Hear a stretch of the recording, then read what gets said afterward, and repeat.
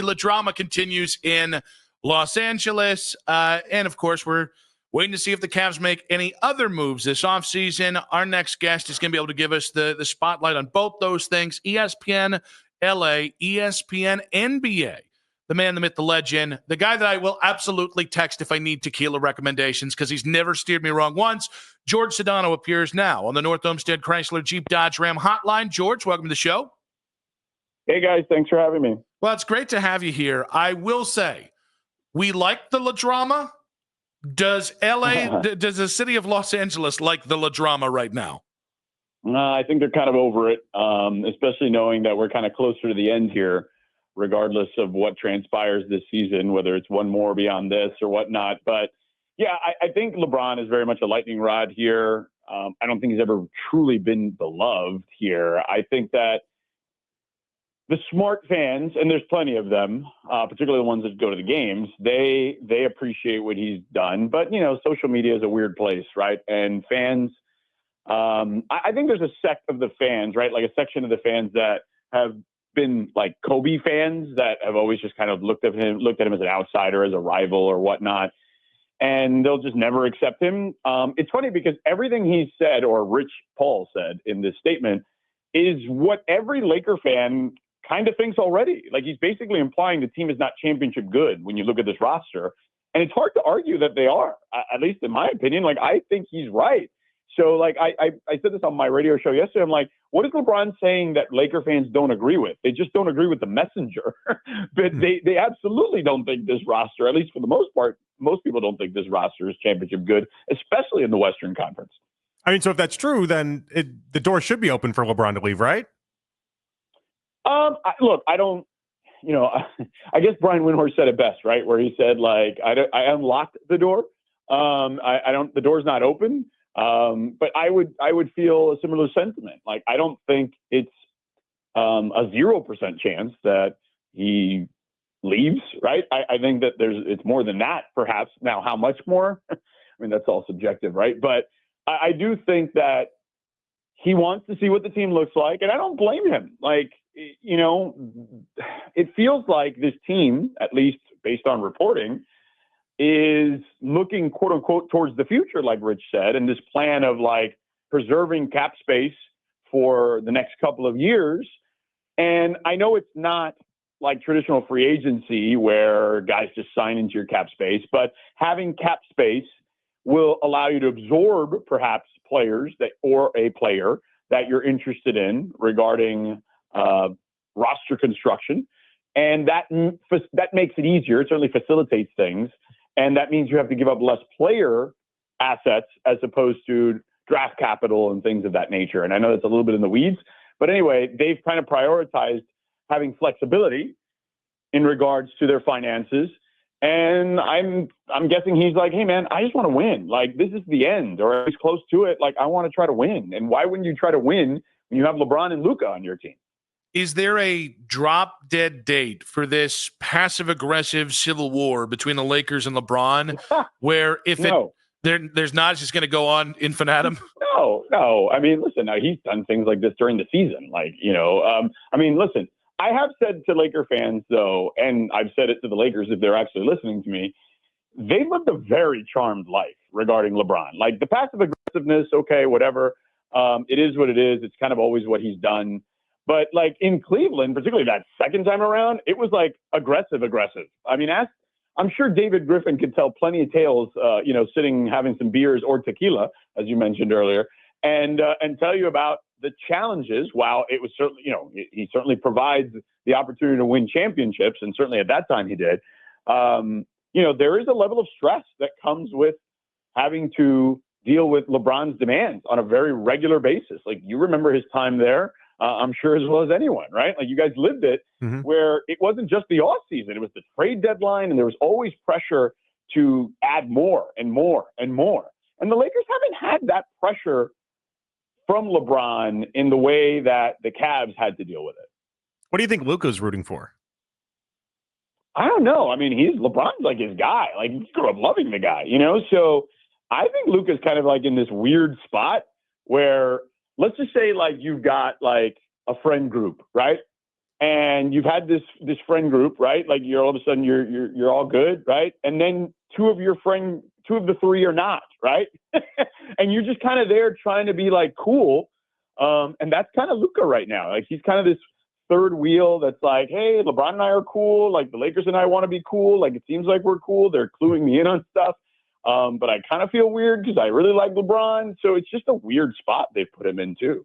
George, outside of the decision 15 years ago, pretty much every move LeBron has made career-wise, every time he's left a team, it's helped build a narrative that fulfills his legacy as, potentially the GOAT or the heir apparent to Jordan.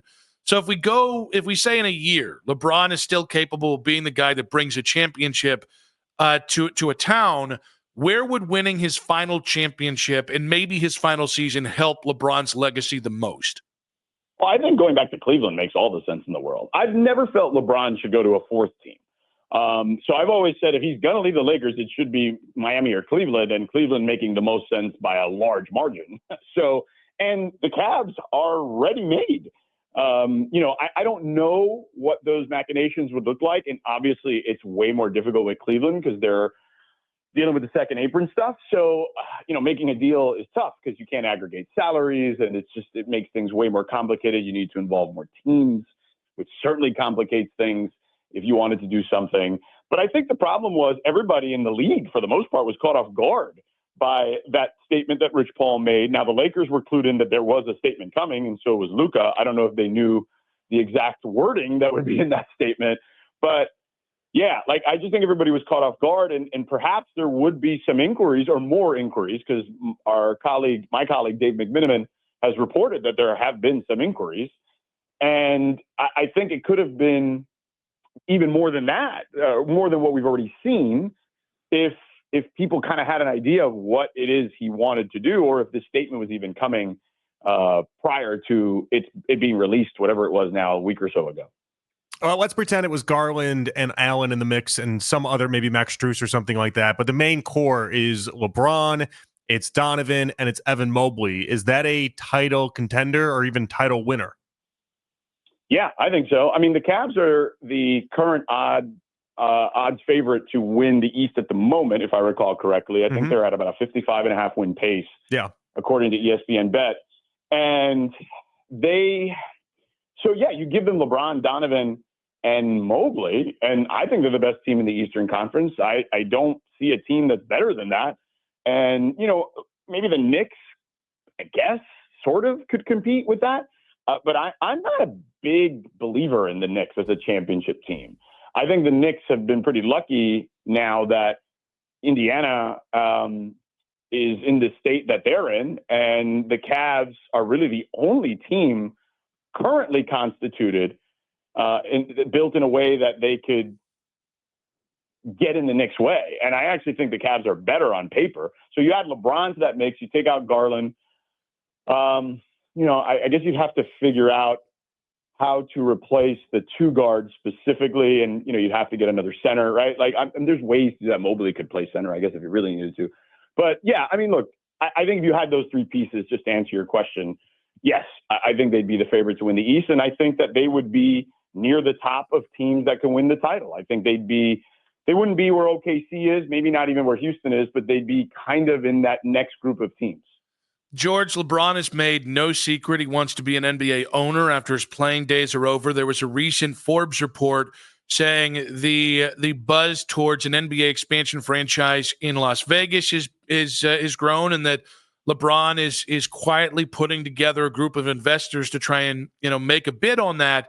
Does the NBA owe LeBron James a franchise after his playing days are over? Well, I don't think they owe him anything. I think that, if he wants to put in a bid, then I think he'll if it's the best bid, he'll win. But I don't think anybody owes anybody anything. I think LeBron has certainly done a lot for the league. And I think that, that stands on its own. I don't think you need to conflate the two things. Has the market for Darius Garland, is it dried up at all?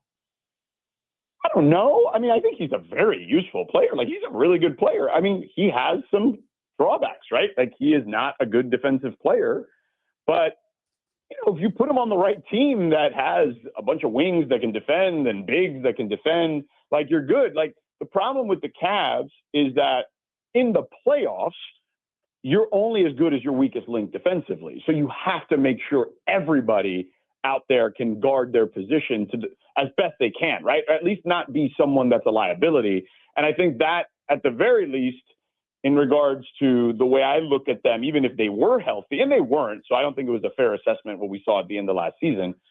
I think that it's incumbent upon him to find ways to be able to at least be a good help defender, a good team defender, and not be a guy who's a target out there. George, I can be honest with you, man. I love what they've done in the regular season, but 3 years into Donovan, and I wonder if Donovan feels the same way. It just hasn't gone quite where we hoped it would yet. And the Cavs, for their point, have said, specifically like Darius, you have to blow us away to get this guy. So it's not even 100 cents on the dollar value. It's maybe 110% value on the dollar. Is that the right tack? Are the Cavs in the right if that's their mentality here? Listen, I'm not going to question Colby Altman. Like, he's done a fantastic job. So I think beauty's in the eye of the beholder, right? And I think that, prices change depending on circumstances. So I think that we'll just kind of have to wait and see how that plays out. I think, to me, and I've told you this before, is for the Cavs to be a championship team, Mobley has to be their best player. Now, he's certainly their best player defensively, and he's come a long way offensively over the last couple of years. But he has to be someone that is a go-to guy offensively. I'm not saying that Donovan didn't do a great job of empowering him and his teammates. I think, if anything, and I voted Donovan first team All-NBA this year, I think Donovan really let his guys feel empowered in a lot of ways. His minutes were down. His shots were down. Like, he was really good about being the best teammate possible. And I know, look, I've had those conversations with Kenny about Donovan and what he wanted to do coming into the season. And those were conversations he and Kenny had about making sure those guys felt like they could carry their weight. And they did during the regular season. I think, unfortunately, sometimes this is a battle of attrition, and the injuries really caught up with them at the wrong time. Something that came out in the past hour or so, Suns assistant coach DeMar Carroll, he was with the Cavs, obviously, and the Suns head coach Jordan Ott was there as well. And he said that, Carroll said today that he thought Jordan Ott was the mastermind, and said that, quote, last year in Cleveland, he ran through that whole offense for us. Do you have any inside track on anything like that? Like, do you feel like people around the league think that was more Jordan Ott's offense than it was Atkinson's offense, or is that just assistant speaking up for a head coach in a new situation? I have not heard that, but I know that Jordan was certainly a guy that was earmarked as a head coach prospect for a number of years, including when he was here in LA under Darvin Ham. So it wouldn't surprise me if he had a huge amount of influence on the offense.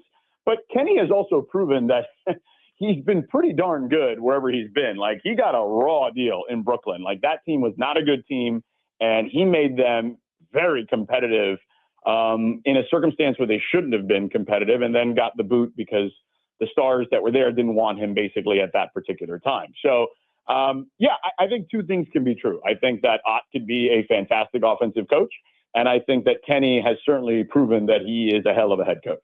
George, you're a hell of an interview. We always appreciate you, buddy. Thank you so much. And again, just great stuff, bud. You got it, guys. Thanks for having me. Thank you so much. George Sedano there. Sedano and Cap on ESPN LA, ESPN NBA coverage.